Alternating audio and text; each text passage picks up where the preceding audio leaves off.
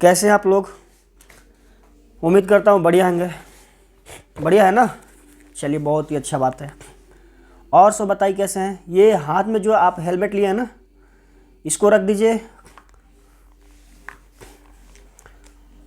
तब खाना पीना हो गया होगा मेरे ख्याल से। चलिए अच्छी बात है। आज हम लोग इकट्ठा हुए हैं।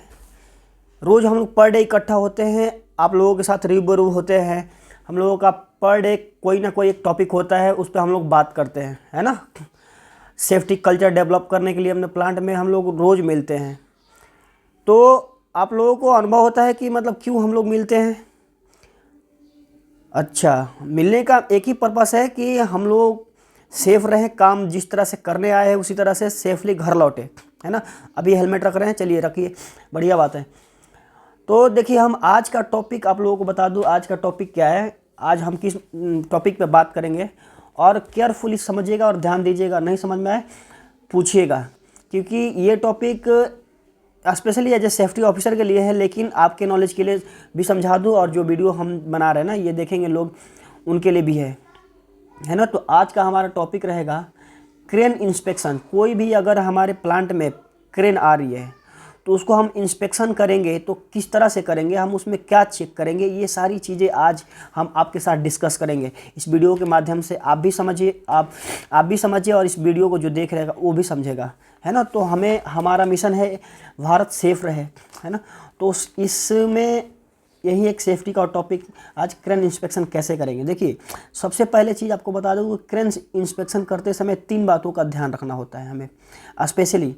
पहला, क्रेन का डॉक्यूमेंट, क्या क्या डॉक्यूमेंट लगेंगे। नंबर सेकंड का बात करें, क्रेन ऑपरेटर का डॉक्यूमेंट्स, कि जो भी क्रेन का ऑपरेट करने वाला है उसका डॉक्यूमेंट्स आपको चेक करना है।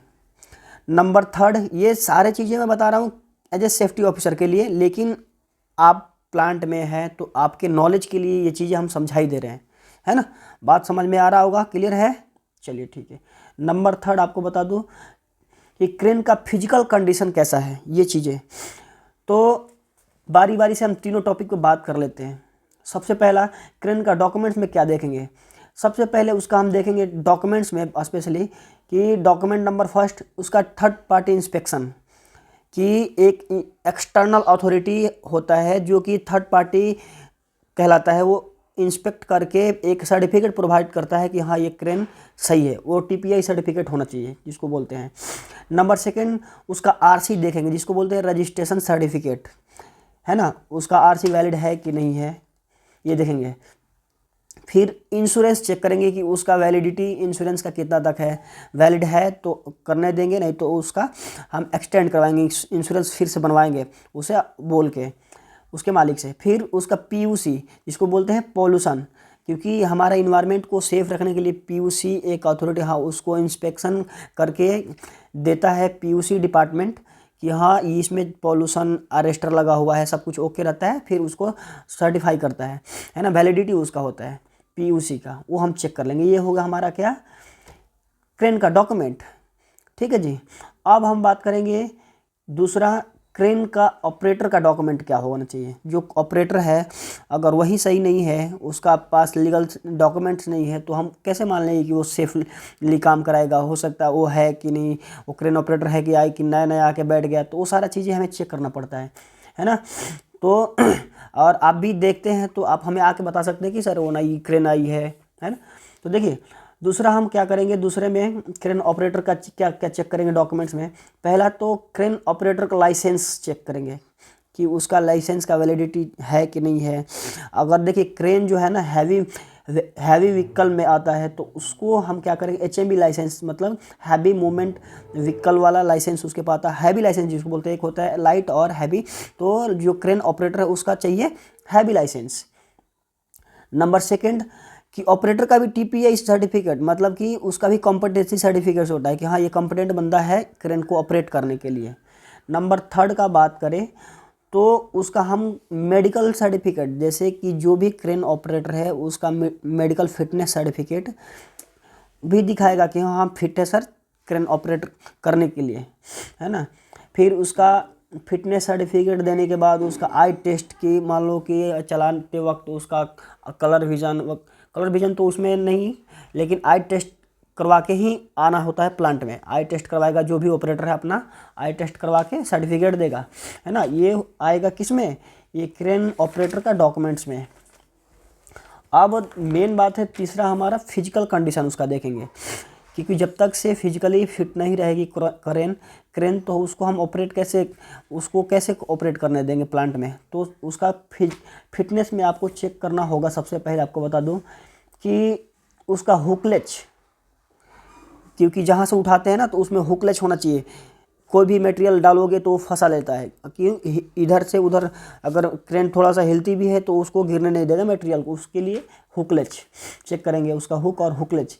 फिर दूसरा अगर बात करें तो उसका SLI जिसको बोलते हैं सेफ लोड इंडिकेटर एक लगा होता है ना, मतलब कि ऑपरेटर के केबिन में उसमें सेफ लोड इंडिकेटर दिखाता है कि जो भी लोड उठा रहा है वो सेफली है ना, मतलब सेफ है, उसमें लोड है। फिर उसके बगल में लोड चार्ट लगा रहता है कि कितना अगर रेडियस पे कितना बूम निकाल रहा है तो इतना लोड उठा सकता है, इसके लिए लोड चार्ट लगा रहता है। फिर अगर बात करें तो तीसरा में रोटेटिंग उसका जो भी पार्ट्स है, क्रेन का रोटेटिंग पार्ट्स है वो कवर होना चाहिए, गार्डेड होना चाहिए। जो भी मूविंग पार्ट है, रोटेटिंग पार्ट है, गार्डेड होना चाहिए। फिर आपको बात करें कि जो उसमें वायर रोप लगा होता है किसका, क्रेन का, condition of wire rope check करेंगे उसका। फिर क्या चेक करेंगे हम, उसका लिमिट स्विच लगा होता है कि अगर मान लो कि लोड ज़्यादा हो रहा है तो लिमिट उससे वो ज़्यादा उठाएगा ही नहीं, अगर लोड ज़्यादा हो गया तो, है ना। तो उसमें लिमिट स्विच लगा रहता है। वो भी लिमिट स्विच में देखो कौन सा लिमिट आता है। एक आता है ओवरलोड, अगर ओवरलोड हो गया तो भी काम करना बंद कर देगा, वहाँ पर लॉक हो जाएगा। फिर बूम लिफ्ट, अगर ज़रूरत से ज़्यादा बूम को एंगल पे ले लिया या टोटल निकाल दिया, जितना निकालना चाहिए या एंगल जिस एंगल पे लेके जाना चाहिए, बूम का एंगल भी होता है ना, 90 डिग्री, फिर 70 डिग्री, 45 डिग्री, सारा एंगल होता है उसमें दिया हुआ होता है। तो वो बूम का एंगल से ज़्यादा लिमिट कर दिया तो वो वहाँ पर रोक देगा, वो स्विच होता है ऑटोमेटिकली। फिर बूम लिमिट कट ऑफ है ना, ज़्यादा लोड गया तो वहाँ पर कट ऑफ हो जाएगा, रुक जाएगा। फिर हम क्या चेक करेंगे भाई, कंडीशन ऑफ हाइड्रोलिक सिलेंडर। उसमें बात करें तो हाइड्रोलिक सिलेंडर लगा हुआ होता है किसमें, क्रेन में, उसको भी चेक करने का काम एक सेफ्टी ऑफिसर का ही होता है। ये सारा चीज़ें मैं आप लोगों के साथ जो डिस्कस कर रहा हूँ वो एक सेफ्टी ऑफिसर का काम है ना। तो आपके नॉलेज के लिए मैं बता दे रहा हूँ, आप समझते रहिए। फिर अगर बात करें हम और क्या चेक कर सकते हैं इसमें, अगर बात करें लीकेज तो देख लिए, फिर फिजिकल कंडीशन में और क्या देखेंगे, check the condition of battery और लैंप्स का कहने का मतलब ये है कि उसका लाइट, है ना, अगर मान लो रात को काम कर रहा है, प्रॉपर लाइट नहीं है तो कैसे होगा, है ना। तो प्रॉपर लाइटिंग का अरेंजमेंट उसमें ऑलरेडी दिया हुआ होता है किसमें, क्रेन में। तो एक सेफ्टी ऑफिसर के नाते हम ये भी देखेंगे कि प्रॉपर लाइटिंग का अरेंजमेंट उसमें बढ़िया से, जो भी लाइट होता है उसमें है या टूट गया है, अगर टूटा हुआ है तो हम उसको रिपेयर करवाएंगे तभी काम करने देंगे, नहीं तो नहीं। ओके। फिर अगर बात करें उसका क्या कंडीशन देखेंगे कि जब भी काम शुरू होता है या आगे पीछे होती है या स्विंग करता है, मटेरियल को उठाता है, तो एक अलार्म बजता है टी करके है, जिसको हम बोलते हैं स्विंग अलार्म, है ना। तो स्विंग अलार्म होना चाहिए। पीछे जब बैक कर रहा है तो उसको रिवर्स अलार्म बोलते हैं, वो भी होना चाहिए, है ना। क्योंकि मान लो पीछे उसमें रिवर्स अलार्म नहीं है, पीछे बैक कर दिया बंदा, पीछे कोई है, कुछ है, तो फिर डैमेज हो जाएगा ना, तो ये अनसेफ हो जाएगा। तो हमें ये भी चेक करना होता है कि रिवर्स अलार्म है कि नहीं है, स्विंग कर रहा है तो स्विंग अलार्म है कि नहीं है।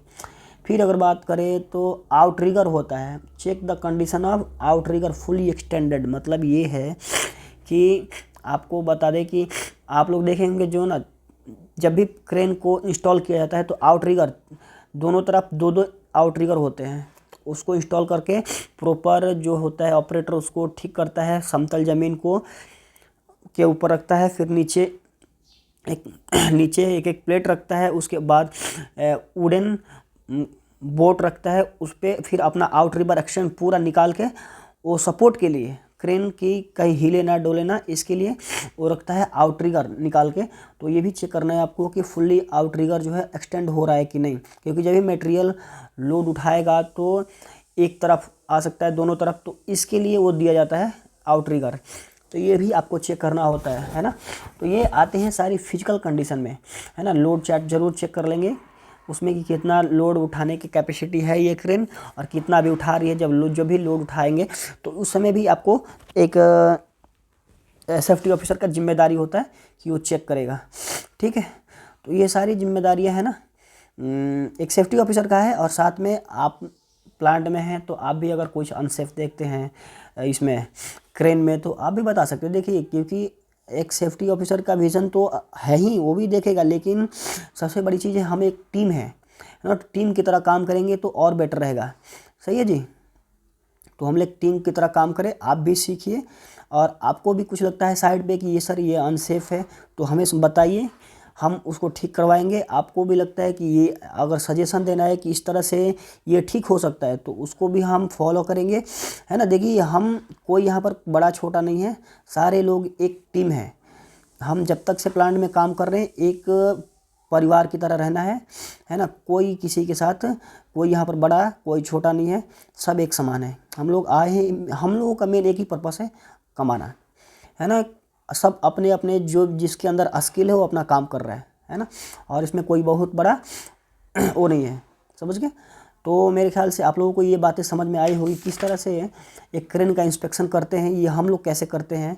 ये चीज़ें मैंने आप लोगों को बखूबी समझा दिया, और जो ये वीडियो को देख रहे हैं वो भी शायद समझ गए होंगे, है ना। तो ये सारी चीज़ें होती है एक प्लांट में, बिना ये तीनों वेरीफाई पास किए हुए एक क्रेन अंदर नहीं आ सकती।